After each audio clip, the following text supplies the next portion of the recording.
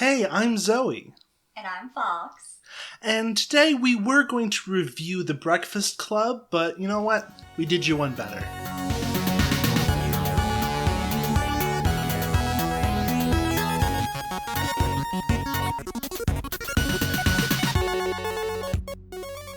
Welcome back, everybody, to Did You One Better? This is our podcast where we talk about movies that we have seen recently and go through ways that we personally would rewrite them if we were in charge of the projects. Today we are talking about The Breakfast Club, and it's, we really enjoy the movie. It's definitely classic. Like, we've watched it plenty of times before. We watched it again. It was just as good as we remembered. Let me explain. I was obsessed with this movie as a kid. I had a recording of it on VHS when I was very small, and I just rewatched it over and over and over again. I thought that high school was going to be like that. It was not. It was not like that at all. I have smoked pot at school, but other than that, not really. Yeah, well, even that is like how the movie talks about that. It's really not indicative because in school, it is very easy to find pot. Like, it's not this crazy thing you have to set up.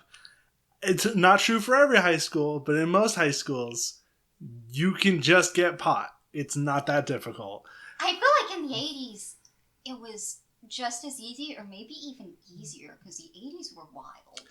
I would think certain aspects would be easier in the 80s, but it's like kind of a balancing effect, because like certain aspects are easier now. Mm-hmm. It's definitely easier to get weed now, just in general, for suppliers. Our weed is a lot more potent. Yeah, and a lot better, just in terms of general quality. Yeah.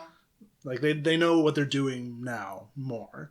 Yeah, and a lot of this other stuff. Like, there was the library where the majority of the movie takes place. Mm-hmm. Wildest fucking library I've ever seen. Sexy library. I fucking wanted a library like that in my high school, and we did not have a nice library like that. It is a wilder library than some actual libraries I've been to. Not ones in a school, just like their own thing. Right.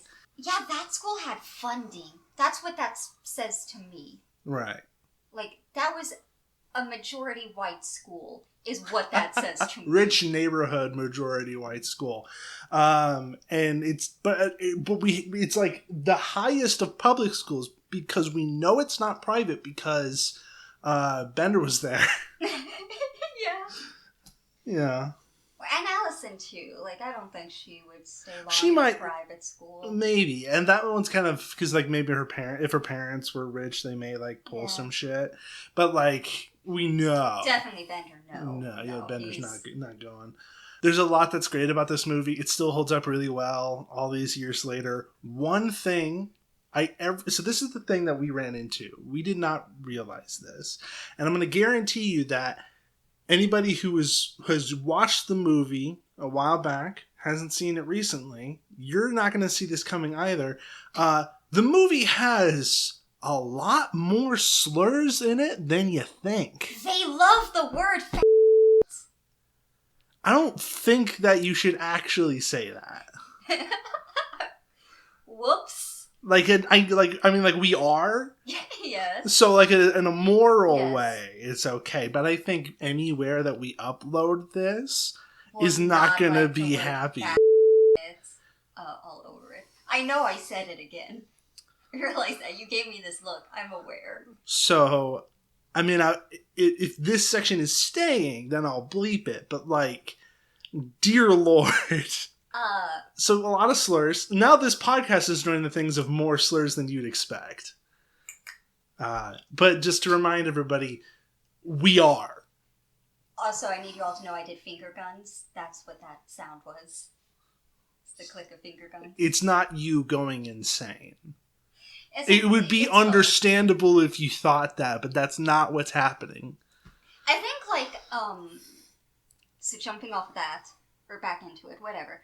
A lot of 80s movies are just rife in homophobia and slurs that you don't remember unless you go back and watch them. Right, and they did have a lot of homophobic slurs, but I think they had like a racial slur in there too, didn't they?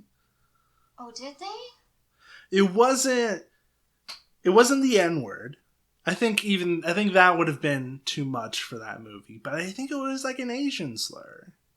Maybe. The 80s were really bad about Asian hate still. Right. So just keep an eye out. More than you'd think. But like, again, 80s movies, you just have to expect that with a lot of these because, I mean, like, because in the original Teen Wolf, I believe it is, like, there's surprise homophobia out of nowhere. A guy's just trying to be like, so I'm a werewolf, and then and the other guy thinks he's coming out as queer, and he like has a panic attack. That's the 80s for you. Right. So yeah, just making sure everybody understands that. Like that, like what Bender does is really fucking bad. Oh, there's a lot of things that Bender does especially that are bad. Like the. He says the slurs. I think he's not the only one. It's him and the principal that say the slurs. But he says way more slurs than the principal does. Boy loves his slurs. And then he also sexually assaults the rich girl. Yeah. Or attempts to. He doesn't succeed. Yeah, he's like, it's kind of like implied that he's just touching her vagina. Oh, he's about to eat her out. Yeah. That's bad. It's real bad. Y'all. I mean, consensual oral sex, beautiful. Love it. That was not consensual. That was bad. It's a bad one. It is a bad one. Especially because they do end up together. Yeah, 80s. Holy fuck. Right. So, we could probably go on and on. Like there's issues, and we'll talk about the majority of the actual issues beyond these things that we just kind of have to strike from the board. In the reworks, but I want to focus on a couple of things that I really did enjoy, and a lot. I will say in these rewrites, we've already kind of come to the conclusion that a lot of the movie's going to stay the same. At least that's true for me. I don't know how much because there's a lot of good in this movie. There's a lot of really good stuff that is still relevant to this day. Actually, for my remake, I was thinking about making it science fiction. No, you weren't. Shut the fuck up. That fucking face. You slapped my hand into my face to make me slap myself. That was impressive. Well, it wasn't fully intentional, but I'll take it. Well, I took it. Anyways, there is a lot. There is a lot to love.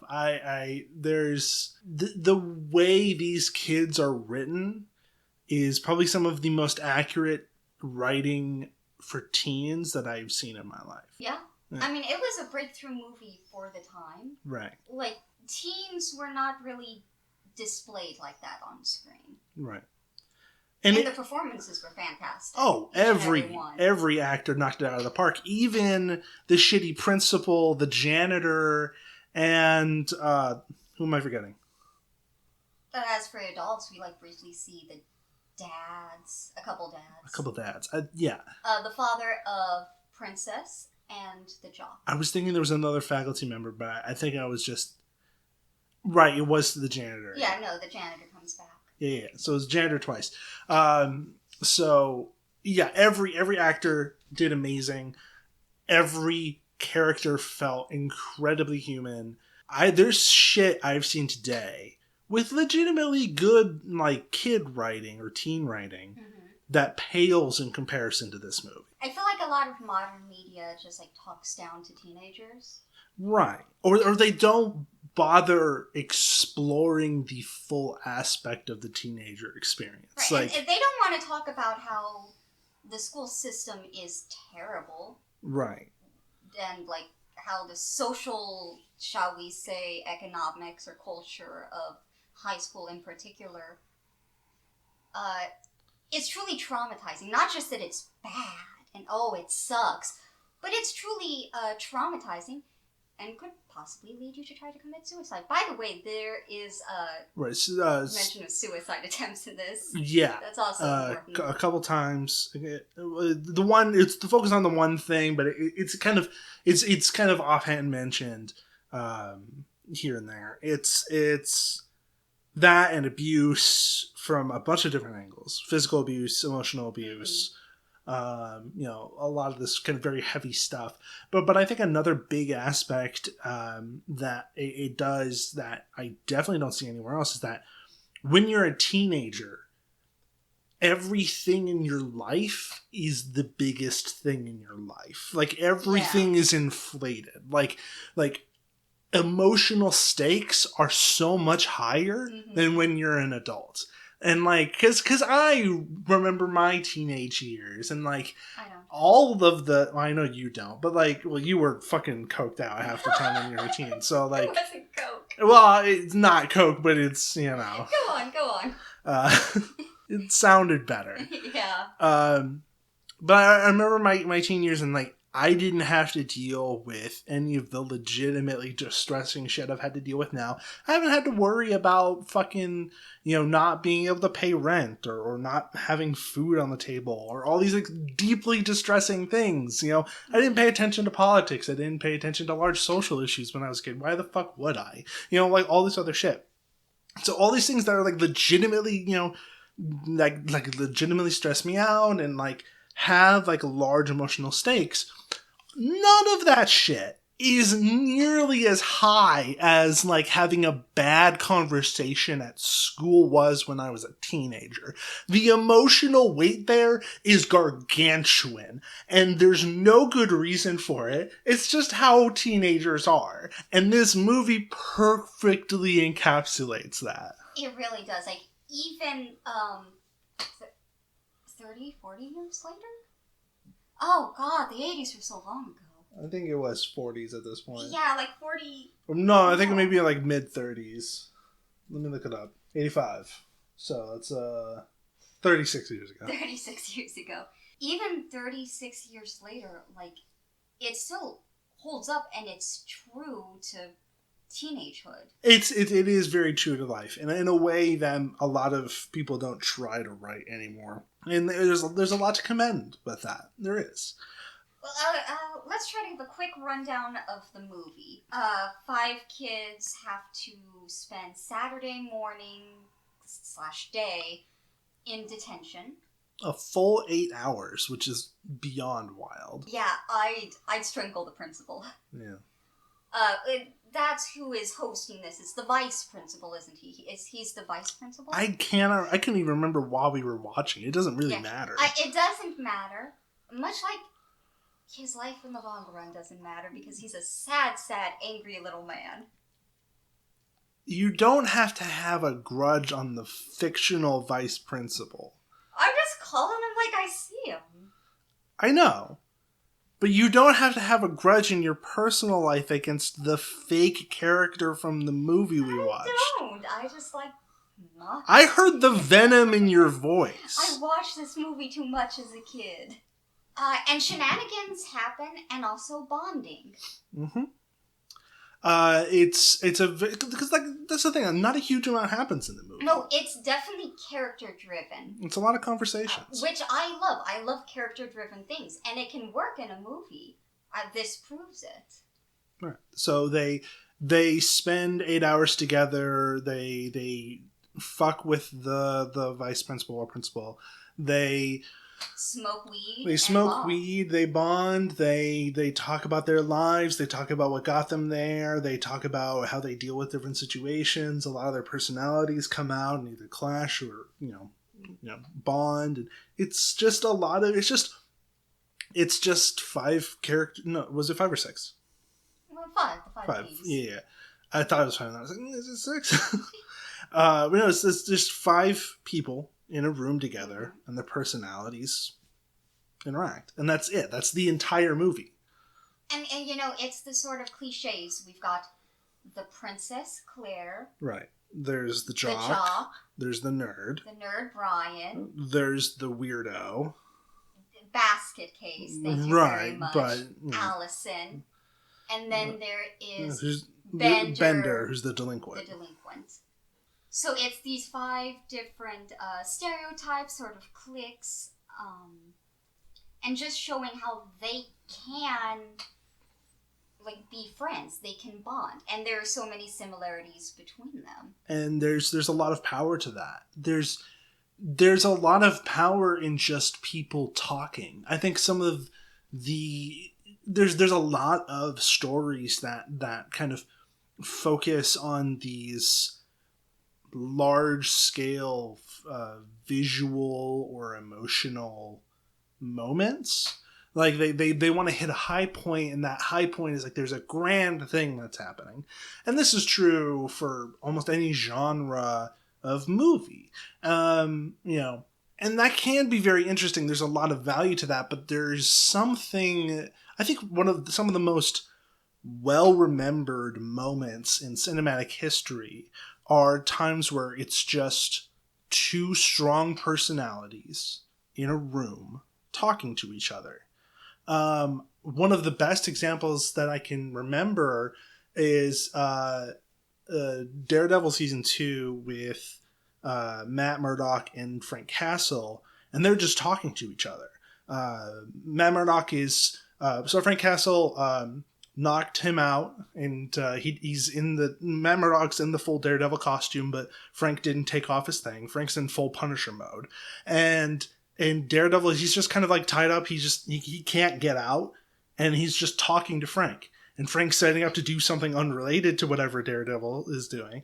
So he's just doing his thing. And they talk about morality. They talk about the value of life. They talk about long-term repercussions of being a vigilante. They talk about, the benefits of killing versus not killing. They talk about all this other stuff. And it's the thing that whenever people talk about that show, that's one of the things that people love about that show is that scene, because it's just these 2 characters talking to each other. Mm-hmm. And I think there's any big thing. I think that's also true for the Matrix movies. The biggest scenes that people remember from the Matrix movies, of course, there's the cool, crazy action scenes. But I think when you think about the movies, the best scenes that come to mind are the ones where people just talk. And there's a lot of power in that. And this movie is entirely that. It doesn't bother with anything else. And yeah, there are visually fun moments. There's the chase around the high school as they're avoiding the vice principal before he accidentally catches them. There's the dancing. There's the dancing. There's, them getting high and kind of freaking out. There are visually interesting moments, but they're not part of a plot. They're just there, and it's all just about character interactions.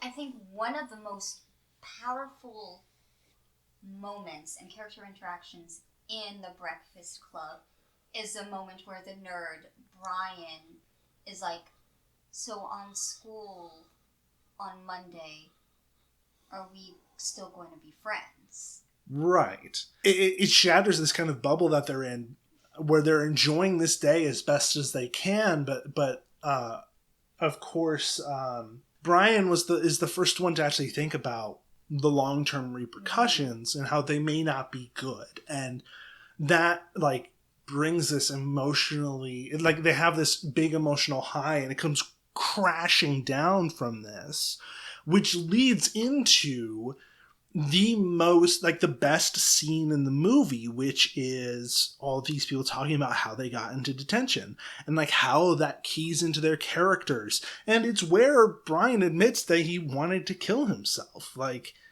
It's very emotionally powerful, and it's from this just one question of what happens next. And on the topic of Brian wanting to kill himself, that sounds bad. Listen. We can redo that if you want. No.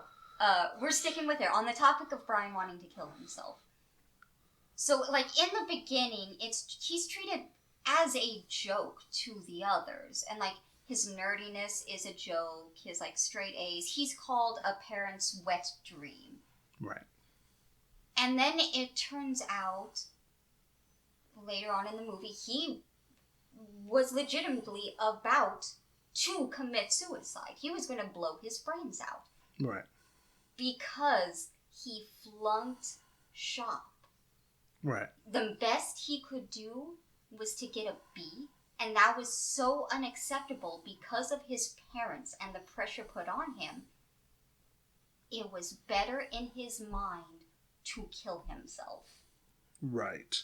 And that's such a powerful reveal, and it affects the whole first part of the movie in retrospect. Right, and there's really something to be said about like Bender's reaction in particular, because a lot of that indignation comes from Bender, because Bender has this kind of jealousy towards him. Like, because Bender's whole thing is that he doesn't have a good relationship with his parents. None of them do, but his is so physically violent. Physically violent, but like unequivocally violent. It's you can't, because there's like when people see verbal abuse or emotional abuse, they may not recognize it for what it is. So sometimes they'll just be like, "No, you're fine, whatever." But in Bender's case, like, you can't say that the boy wasn't abused. Like, it's impossible. It's like, you just can't make that argument. So he looks at Brian and he's like, well, you're obviously fine. You've got these parents that love you so dearly. And he hates that about Brian because he wants that from his parents, but he knows he can't get it. And that is like, that brings on so much indignation and so much like emotional pressure from Bender in the first half of the movie. He lets off like once they start to bond, but like there's that like heel turn where that finally happens, and Bender is struck silent for the first time in the fucking movie. He talks all the time. He can't stop talking. He will comment on every situation, and if people hate it, he will comment more. Like, he just keeps talking. But that is the one fucking scene in the movie where he can't find the words. Mm-hmm. It's such a good scene. It is like that. That whole part after they get high, they're all together bonding. It's really powerful. All right, so now that we've talked about that, I think we should get into the rewrites proper. Well, there's one more thing to comment on before we get into the remakes. What is that piece of fucking bologna or salami being thrown onto the statue lives rent-free in my mind, and I don't know why. Oh my god. It's been there since I was 8, and it will never leave. It's iconic. I don't know why. Okay, so for my rewrite, there's the initial obvious stuff that we've already talked about that needs to be stricken. Let's not do slurs. Let's not do sexual assault. Let's not, let's tone down the outright abuse from the vice principal. We don't need that. It's not the point of this. He can be a shitty guy, but, let's not have him, like threaten Bender in order to like provoke him and then like have an alibi for killing him, which is I think the implication. We don't need that in this movie. You don't want a middle-aged man dragging a teenage boy off to himself into a little closet that he's locked in. Lock him in. Yeah, no, we don't need that. They don't need that? Okay. Yeah, they don't need that. And I think it would be better anyways if like the vibe from the school and the faculty is that they just don't care about these kids. Like what happens to them doesn't matter. It's not like they outright hate them. They're just ambivalent to them. And that causes so many of the problems that they're facing because they don't have people in their lives that care about them. Mm-hmm. Not at home or at the school. So there's that. Let's bring it into modern day because why not? We already have the one from the 80s. Mm-hmm. That can stay. But let's have a modern day one. Pretty much all of the characters can stay the same. Like all of these kind of types of people have been there more or less in modern high schools, at least when I was in high school, which wasn't that long ago. So that can stay the same. You could have some minor rewriting for Allison, where I think the best approach to go here is that she gets what's going on with her. Like, she understands the mental issues that she's going through, the disorders, whatever. But nobody believes her. Like, she'll have an encyclopedic knowledge of the things she's dealing with, but people just say, like, you're making that shit up, because that is a thing that happens all the time now. But, like, the rest can stay mostly the same, you know. And I think main thing, Bender, still very antagonistic, but we're toning him down a little bit.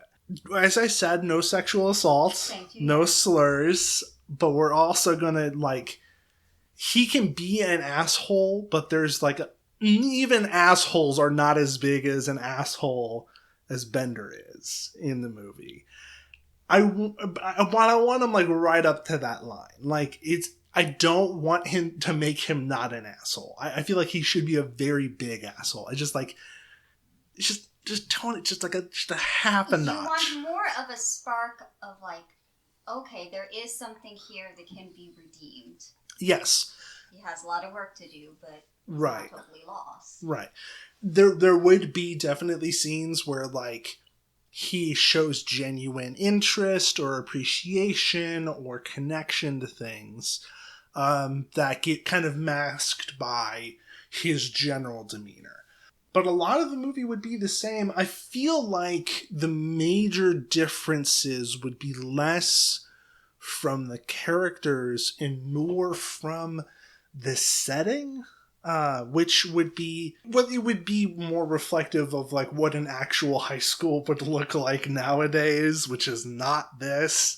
Because instead of, like, a large-ass library, it would probably just be like a small classroom, much more cramped together, less space for them to have weird parkour adventures, which is another weird thing in the movie. And I don't think the vice principal would be there. I think it would just be like a random teacher. And their focus on them is not, like, hateful towards them. As I said, it is ambivalent. They just, like, you're here, I don't care. You're supposed to be here. I'm not going to worry about it.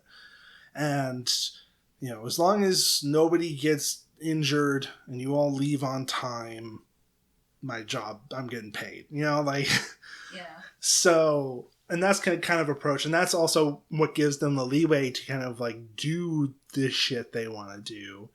Because the teacher just doesn't care enough to really be around and try to stop them from doing all that shit. Okay, so the teacher just, like, fucking leaves the classroom and maybe never comes back? Like, they're there every, like, a couple hours. Just, like, they're gone for, like, a couple hours at a time. The teacher falls asleep in the fucking teacher's lounge. Yeah. Something like that.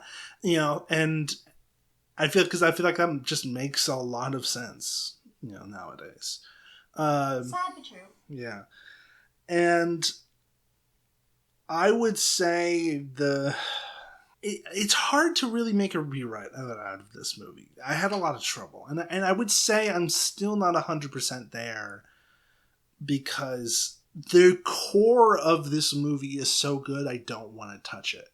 Like, I don't want to fuck with it. That's fair. It is a really good movie. Right. So I think just kind of like a minor change in scenery, minor adjustments to characters, you know, and then just kind of let them loose and see what happens. And I think it would be mostly the same. And I think the main interactions that would be different, because I think one of the big things that would be different is there'd be a lot more queer people in the group. Yeah. Because come on. Because let's just make this clear right now. I think even in the original movie, Bender's definitely bi. Yeah. He had a lot of aggressive sexual tension with Andy. It's a lot of hard jock energy there. But so I think that's true. I think I think Brian would definitely. I think it could be like a focal point that he is like asexual. I like He that. doesn't want to deal with this shit, and that could be another thing that like he feels bad about because he's being perfect in all these aspects, but this is the one aspect that he can't touch, and that makes him feel bad, and that kind of like digs into that same kind of thing. And there's also something that he doesn't want to talk about with people because it is like he finds it embarrassing that he isn't interested in these things that other kids are interested in. Another piece of like isolation. Right. And then Allison, you could, add any and all queerness to Allison and it would work. Like, it doesn't matter.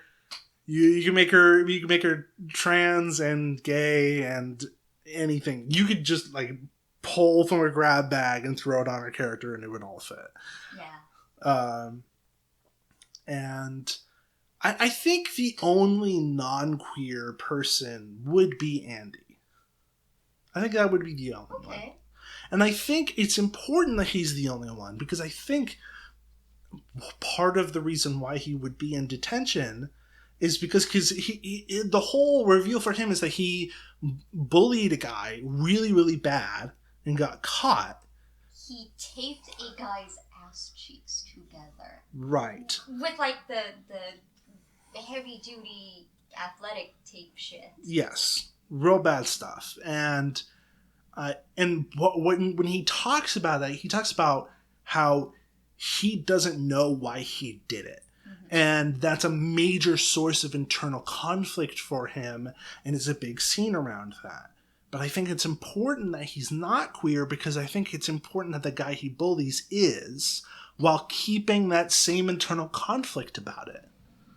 I feel like that would be really important nowadays, because having somebody who's like, I did a fucked up thing to this guy who doesn't deserve it, and I don't know why, but it feeds into this societal issue of internalized homophobia that I need to deal with now in the presence of all these fucking queer people. Right, yeah, I like that. And I feel like that could add a lot more weight to his character because, like, of all of the characters, they're all great, but Andy's kind of, like, the least of the great. Like, he's good, but, like, there's not a gigantic amount going there. But I think adding this would help a lot. I can definitely see that, yes, absolutely. And then Claire's 100% a lesbian. I feel like she would be open about being a lesbian, and she would also be using that as, like, a way to kind of, like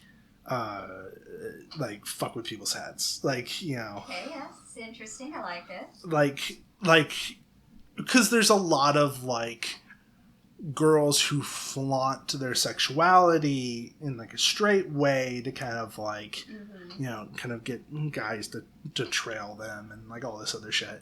And more power to them. I feel like she would do the same way. She would do it the same way, but not for, like, other lesbians. She would do it to fuck with the straight guys because straight guys love lesbians. I think everybody knows that. Yeah. So, like, she would do that to, like, get guys to do things for her. I kind of love that. I thought you were going to say she was just going to flirt and fuck with all of the supposedly straight girls and make them question it, which I also love. I think that wouldn't fully fit with her character. It's a cool idea, but I think when it comes to, like, other lesbians, I think she would clam up. I think she would get embarrassed. I think it would be hard for her to, like, because she would be flustered. She wouldn't be able to deal with that part of it because she's still not used to it. Girls are too pretty to focus, yeah. Right, so, but, like, she knows how to deal with men. She's been dealing with men her whole fucking life. So, like, she like, goes over, above and beyond kind of, like, silly, flirtatious, but we both know nothing's gonna happen with guys to, like, fuck with them and get them to do shit for her. But, like, when she's interacting with fucking Allison, who is also out and about queer, but is not held back by these kinds of things. It's very much like and then that comes into like a source of conflict because maybe Allison just doesn't like Claire that much because of some other stuff. Like they're like bad in first impressions, and there's like they have this kind of like tension about how they both kind of treat their own sexuality, and it becomes this like, no, like this is how you should be queer, which is like a thing that happens in fucking queer communities every fucking day, and I hate it. And by the end of the movie, they realize it doesn't matter. Like it would like we just like are who we are, and we express ourselves in the way we express ourselves. And sometimes we kiss while we express ourselves. Yeah, and we like that about each other. And so that would be how they grow. And of course they do get together at the end of the movie, because of course they do. Because how did you not see that coming? How did you not get it? Right, they're there. They gotta kiss each other. And the rest of the movie will just kind of be like these different characters interacting and just seeing where it goes from there. And I don't want to put a large plot on this because that's not in the spirit of the original movie. So it's very open-ended for how the rest of it would go. I just have to see how these characters interact with each other. So, all right, that's pretty much it. I don't really have much else to say on my rewrite. Okay, I mean, I love it a lot. I really do. Thank you. So I guess now it's time for me to talk about mine. Go right ahead. So it's going to open up in the year 3000. No. Give me this. Give me this. Say that. Don't look at my notes. It's spoilers. Fuck you. Alright. So for my remake, all of the kids still don't really know each other in the beginning, but there is more of a connection. Like, their background sort of connections. And of course, I'm making this all about queerness because, of course, I am. Partially to make up for all the slurs in the original. Partially just, that's who I am as a person. Well, also, I think, and that's part of the reason why I made them queer in mind, is that all of the troublemakers in school when I was growing up were at least tangentially related to the queers, because school rules and, like, school kind of the society of school doesn't mesh well with them. There's a lot of shit that just doesn't fit well with them. So, of course, they're naturally going to get in trouble more often than the fucking straight kids. In my school, like, the drug rings were all queer girls. Oh, 100%. So, yeah, I do feel you. Anyway, so we've got the toxically masculine jock, rich, spoiled, hyper-femme princess, very troubled delinquent, who's taking his abuse out on everyone else. The nerd. But nerds aren't treated like they were in the 80s, okay? Things are different now. The nerd here is very gay. I like asexual too, by the way. I really like asexual nerd. And this is what makes him, a little more awkward and an outcast. Being gay, being asexual. Then there's the basket case. She's still going to be weird and mostly overlooked. And obviously mentally ill, with no resources, like you were touching on. But more than that, I want her to be non-binary. Probably a demi-girl. Because you know what? You know who never gets taken seriously and is constantly ignored? Non-binary people, especially AFABs. Yeah. We are just ignored about what we say. Okay, so of course the others will have a lot different about them too. The princess and jock are actually going to have a lot more similarities. Mainly because they're both self-hating closeted queers. You know the ones, your gaydar is going off, but, like, if you said anything to them, they'll fuck you up. Right. Either physically, with the jock, or emotionally and socially, by the princess. So they're entrenched in gay panic, which is basically what's landed them both in Saturday detention. So for the princess, I'm thinking maybe she outed another student, spreading pictures of two closeted girls kissing all over school, which the school takes as a violation of privacy. And probably, to keep the school from landing on the 5 o'clock news, that's why they slapped Princess into detention. So the jock is going to be physically You know, he's going the physical route with his homophobia. He could do the same thing he did in the original, only his victim is an out kid who dared to join sports. Because that does happen. Not all of us are limp-wristed me, you know. Some actually have muscles and want to use them. I don't get it. It's a little disgusting, but hey, you do you. Out and proud. I mean, tops exist. Yeah, you're right. I know that you can't fully comprehend that because you're not one, but they do exist. I am a switch, and I will swear this until the day I die. Anyway, so he's feeling societal pressure, you know. I think deep down, he may not even realize this, but he's jealous of this out gay guy. And he takes out his jealousy by one day in the locker room cornering this guy and physically assaulting him like this. And now you might say, how does that only land him in detention? Well, this is an American school, and they don't really give a shit that much. Things have not changed that drastically in the over 10 years since I've been there. So, Bender, nowadays, you will not get detention for pulling fire alarms. I'm pretty sure that's instant expulsion or, like, suspension. But, like, you cannot get away with pulling a fire alarm and just get Saturday detention anymore. I think it depends on the school you're in and, like, when you do it. Like, I don't know. I feel like it's possible to only get detention for it, but it's not likely. I mean, maybe, but yeah, I really don't think it's likely at all. If they catch it early enough before the fire trucks get there, they might just be like, you're a piece of shit, but they kind of leave it. Maybe. I think it's hard to say. I've never pulled a fire alarm. Though, God, have I had the urge to. Well, you know when you go by it and it's just big and red and it's just screaming, touch me, pull me. Okay. Is that just me? Is it just me? I may have issues. Well, I do. Yeah. Anyway, so I'm thinking, you know, he's playing some mean-spirited but physically harmless prank on a teacher. Or maybe the vice principal. And there's some heated words exchanged, and bam, he gets attention for being a little prick. Because that's what he is. Well, a giant prick. He's a complete asshole. And that's what lands him in detention, not the fire alarm. Right. So Brian's a little trickier. Okay, you cannot bring a gun to school and just get detention. This is post-Columbine. Things will not end well for you. Well, okay, here's the thing. When I was little, I actually don't remember if this was pre or post-Columbine. For the timeline on this, because it was when I was really little. When did Columbine happen? Early to mid 90s. Well, if it was early to mid 90s, let's make sure. 1999. So definitely okay. This was post, for sure.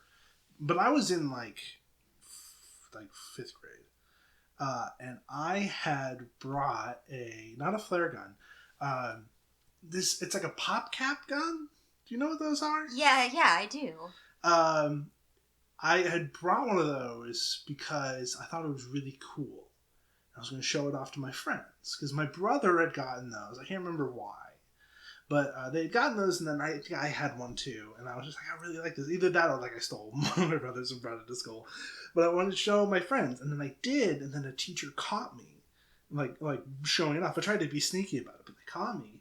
And they brought me to the principal's office, but nothing happened. They just gave me like a stern, you can't bring that to school. I feel like a flare gun would probably give you a harsher punishment. Like, yeah, that would get you detention, but I don't think it would be worse. Well, I mean, for the record, in 5th grade, you're like, what, 10? Something like that. 11? So, I don't know. Around that. And like, Brian is a high schooler. That's anywhere from, I think they're probably supposed to be about 15 or 16, maybe 17. It's not really stated. Right, but I think specifically because it's a flare gun. You know what I mean? Mm-hmm. Maybe it wouldn't be as bad. Yeah. I don't know. Because there's also plausible deniability, because Brian didn't tell anybody what he planned to use it for. So there's plausible deniability that he he could probably get away, especially because it's him. He could probably get away with saying like, "Oh no, this wasn't gonna be, this wasn't intended to be a threat. I didn't realize this could be, seen as like a threat to students. This was something related to like a project that I'm doing or whatever." He could probably bullshit his way through that. He would still get a punishment, but I think he could talk it down. That's interesting. I mean, obviously there's no way for us to try this out. Right. I just think it's feasible. I would believe that if I saw it in a movie. Okay. I will concede that maybe. If he's white in this version, more likely. If he's anything other than white, no. Impossible. Yeah, that's fair. That's absolutely fair. So anyway, in my remake, he still comes really close to killing himself. It's going to be a mixture of the original reason, his grades not being straight A's. But also maybe, he's pushed over the edge with some bigotry he's faced. And see, I really like the thought of Brian being a trans guy. And maybe his parents let him, sort of transition because of his grades.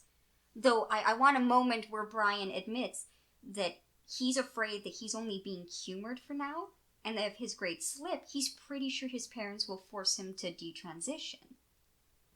So he's at school as a guy, no one knows he's trans.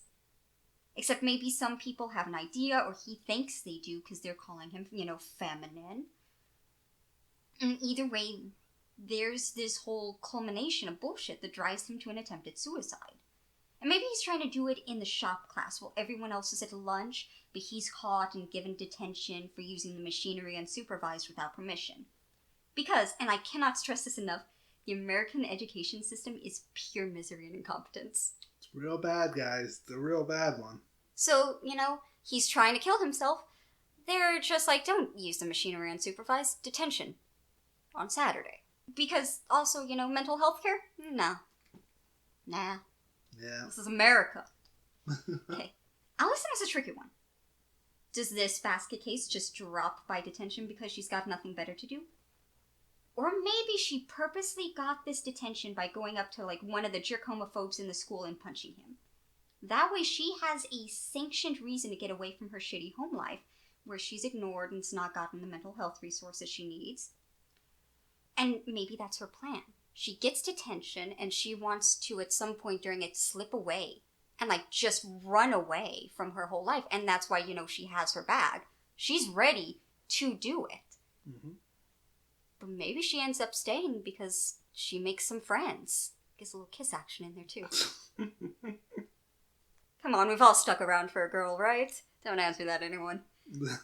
Yeah, I'm imagining a lot of, shenanigans they get up to are, the same or at least similar. No sexual assault. And if a slur is said, because there is some internalized homophobia and everything, toxic masculinity, it gets called out. Because Allison and Brian are both going to be like, fuck you, buddy. Fuck you. Right. And I'm imagining the principal's not all that different from the original. An angry, aging douchebag who probably doesn't, really love the life he's gotten himself into. Because I don't really know of any vice principal who's happy being the vice principal. I'm sure some of you exist out there, but I hope vice principals out there enjoy their jobs. I would feel worse about the world. I already feel really badly about the world, but I would feel worse if because I feel bad that you have that job to begin with. At least enjoy what you're doing. Dear Lord. With how much or how little they get paid, who's to say? But yeah, I have this whole thing, imagining in my mind that, he's either getting a divorce, in the process of that, or he's just recently been divorced, so he's extra angry and bitter towards these kids who have their whole lives ahead of them. I don't know why that's popped into my head. I just really love that thought. So yeah, a lot of shenanigans and bonding happens. The five grow closer like the original. Plenty of pot smoking, because what else does Gen Z got? That's very fair. Drugs and memes. And I realize schools have, security cameras now, but, that shit is expensive and breaks down all the time. so easily. And I know this from experience of the schools I've been to. Especially with, like, school funding being not a thing, really. Oh, yeah, and also, I love the thought that, like, there's one camera in the room they're in, and Allison just throws a slice of bologna at the camera, and it sticks for the rest of the movie. I love it. Don't give me that look. You know that's funny and brilliant. Right, here's the thing, babe. Yeah? You have hyperfixated on this piece of bologna. It's like the shrimp balls all over again. I forgot the slice of bologna was in there until you mentioned it in this recording. You forgot the bologna? Even now when you say it, I'm not 100% certain it exists. Google, right now, Breakfast Club, statue bologna. I'm sure it's real. It's just like... It's not a memory in my brain. It doesn't exist there. Am I the only one who thinks that was iconic? Someone else out there has to think that it is iconic when she throws the piece of bologna or deli meat or whatever it is at the statue. Oh, I suddenly want a Coke. Oh, yeah, this is some good fucking product placement. Ah, boys! Some good fucking money! Even the fucking weird girl likes Coca-Cola. Why doesn't everybody just snort some fucking Coke? God, that sushi's just been sitting there for so long I can't stop thinking. In the remake, she door dashes. See? That's iconic. It was on there for like 10 frames. It's iconic. It is, I swear. Someone else out there. Babe, yeah. No, I think it's really important that we point out, and this is true for everybody out there, and I want to remind this to myself. Just because you hyperfixate on something doesn't make it iconic. I don't believe you. Continue with your fucking thing. Bologna on the camera. Even if, no one else thinks the original scene is iconic, you fools, it's still funny, and it's a nice throwback to the original. Get it? Throwback because she's throwing bologna. Alright, on to the next part. Are we done yet? No, a big change is going to be that infamous makeover scene. None of that. Fuck that. Or there's like sort of an exchange. Alright, so the princess is allowed to put some eyeshadow on the basket case, but it has to be like a funky color. She's not going to do some normal-ass straight person makeup. But in exchange, and Claire, the princess, she has to remove all of her own makeup. And I think that would be like a big bonding experience to show each other the different sides. And just like a cute little moment. And also they kiss. They kiss. Alright? I know, we all saw this coming. They kiss. They make each other over. They kiss. Beautiful. They make over, then make out. You're so smart. You're so good at this, baby. You're a zinger. What the fuck did you just say? You're a zinger. Oh. What did you think I said? I don't know. It didn't register in my brain as a word. Anyway. And that's really the only kissing that's gonna happen. But I do want, maybe there's a scene where the jock... because in the original, he and Brian are sitting real close together, right? No. Yeah, there's a moment. They're bonding. They're sitting close together. Oh, there is a scene where they're and I want a moment where, the jock is sort of, starting to lean in, giving into his gay feelings. Oh, but God. Brian doesn't even register it. He just turns away to talk to, Allison. And the jock, sits back up and you can see the gay panic on his face where he's just, shutting down for a moment. He's, having this fucking existential crisis. And maybe, he even vows to, never smoke pot again. He's like, my dad was right, it makes you gay. I was literally about to say, there you go, kids, pot makes you gay. So yeah, that's the biggest part for all of them. I want this remake to heavily center sexuality and gender and, all those politics mixed in with school. I guess except for Bender. He's really just there because he's an asshole. Fair enough. But I do like where you were saying, he's just an out bisexual that just does not give a shit. I like that a lot. So I guess that kind of ties it in. Everyone is queer. I guess we could make him like the token straight, but like that just doesn't sit right with me. It doesn't scan. Yeah. I don't know if anybody could look at Bender and be like, yeah, no, he's straight. Maybe it's the flannel. Oh, maybe he's an egg. Maybe he's just... I don't get that vibe. No? Okay. Alright, well, you're more of an expert than me on that. Right. No, I think he's very comfortable in his masculinity. I don't think that's an issue for him. Okay. Yeah, no, I'm good with that. Just bisexual and has a lot of anger that he's taking out on everyone else. And he does not know how to be sincere. I've known plenty of people like that. I could see Bender as a trans man, but I don't think I could see him as an egg. Okay. That's fair. That is fair. And finally, vice principal and not realizing what they're up to. Okay, so like towards like maybe the third act, I want a moment where he just accidentally locks himself in like a small closet or something. Like the door is all fucked up because again, schools don't get proper funding. We've all had school doors that just like don't function well. I want him to lock himself in a closet, and that's why they're able to fucking get away with all this shit towards the end.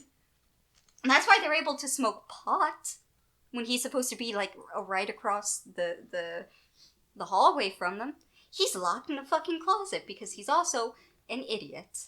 And I also really love the thought of like the janitor can hear him crying for help and just ignores it and goes about cleaning. I think that's the funniest shit ever. Right. I think it's very telling that one of the biggest changes in this movie is just you getting personal revenge on a fictional character. It's not her. I don't see it as that. I don't think I'm off base for coming to that conclusion. There is a very large amount of vitriol you have to this not real person. You know what? Maybe I'm just like bitter from my own high school years. That's probably what it is. Just like residual hatred towards educational authority. Potentially. But also, funny as fuck, right? You gotta admit. Yeah, sure. And it does, get rid of him. Freeze it up so we can smoke pot. Yeah, fair enough. And that's it. That is my remake. All right. Sounds good. Do you have any extra thoughts before we head out? The bologna scene is iconic. I don't care what you say. I guess it just depends who you ask. If you ask me, no. But, I'm but one voice. You're a brilliant woman. But I will disagree with you on this one little matter. It is how it is. I don't have any extra thoughts. I think we did a pretty good job here. I think it's really fun talking about this movie. There's a lot of very interesting things that happen in it. So I'm very glad that we were able to do this. So as always, if any of y'all want to take these ideas and make your own, or make something based off of them that isn't somebody else's intellectual property, go right ahead and do it. All these ideas are open to the public. We don't particularly care. We don't have the film expertise to really do them, so go right ahead. Just let us know, and we would love to check them out. Yeah, and you can message us on Twitter, at Did Your One Better. Yes, with the one being the number one. Yeah, like the digit. Message us. Let us know what you think of our remakes. Let us know what you think of the original. And also, specifically message us if you also believe that the scene with the bologna on the statue is iconic. Message them. Message their personal Twitter, because I'm not going to care. That's going to be Fox_Salazar. Just message them directly about it. I'm sure they'll be happy to hear it. I don't think that's my Twitter. I think I just have it as Fox_Sals. I don't know why I shortened Salazar to Sals, S-A-L-Z. I should stop doing that. I should go back and fix it. Change it, so... Because I can do that, right? Yeah, I can do that. Twitter lets me do that. Let's go to the search. Type in Fox Sals. Okay, it's Fox_Salz. That is the person you should be contacting specifically, because I won't care, and I'll ignore it and I'll forget about it. And I will message each and every one to you. I'm going to have the exact same reaction. I'm going to look at it and then immediately forget. It's just how it is, baby. I am sorry. No, I mean, I that's know fair. this is crushing your soul, but that's just how it is. No, it's fair. I get it. We focus on different things when watching a movie. Cinema is a vast, beautiful thing. We're each going to take something different out of the same piece of media. That's definitely true. I hope you all have a wonderful Christmas and New Year, and I hope that 2022 serves you all very well. We'll see you all next month. Bye!